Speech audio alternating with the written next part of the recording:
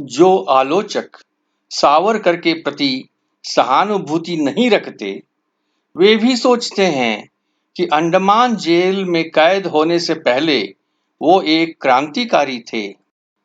मदनलाल ढींगरा द्वारा sir William हट Curzon वाइली और अनंत लक्ष्मण कान्हेरे द्वारा आर्थर मेसन टिपेट्स जैक्सन की हत्या करवाना सावरकर के क्रांतिकारी कृत्य कहे जाते हैं। लेकिन क्या सावरकर ने देश हित के लिए उनकी हत्या करवाई या व्यक्तिगत बदला लेने के लिए? मदनलाल ढींगरा ने लॉर्ड कर्जन और लॉर्ड मोरले की हत्या का असफल प्रयास किया था।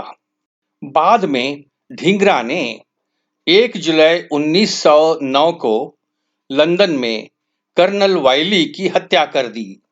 कर्नल वाइली लंदन स्थित अंग्रेजी सरकार में भारत के लिए नियुक्त मंत्री लॉर्ड जॉर्ज हैमिल्टन के सहायक थे और उनका काम देशद्रोही गतिविधियां करने वाले संदेहास्पद भारतीयों पर नजर रखना था।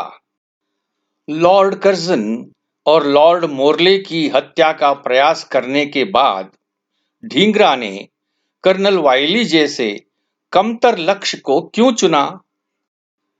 सावरकर की जीवनी लिखने वाले धनंजय कीर इसका कारण बताते हैं।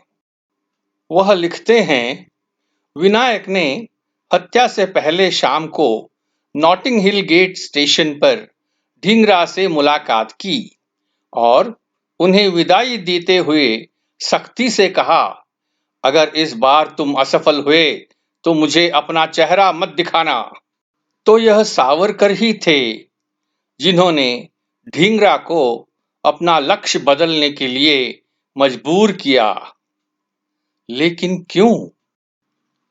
विक्रम संपत, जिन्होंने सावरकर की 2 खंडों में जीवनी लिखी है, इसके कारण का खुलासा करते हैं।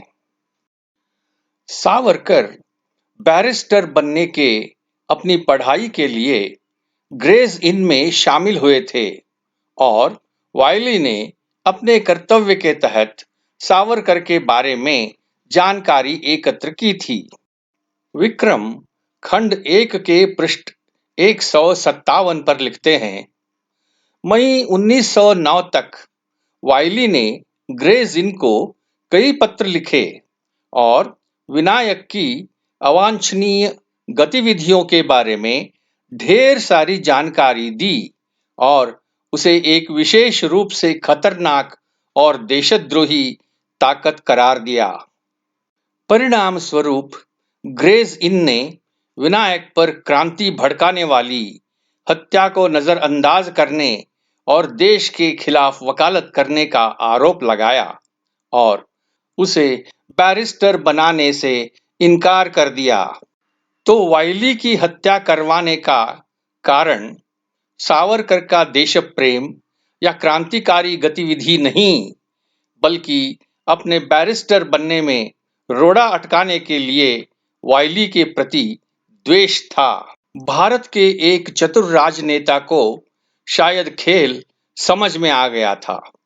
उन्होंने कहा, जिन्होंने ढींगरा को इसके लिए उकसाया वे ही सजा के हकदार हैं। मेरे विचार में ढींगरा स्वयं निर्दोष हैं। यह अकारण नहीं है कि उस चतुर राजनेता को महात्मा कहा जाता है।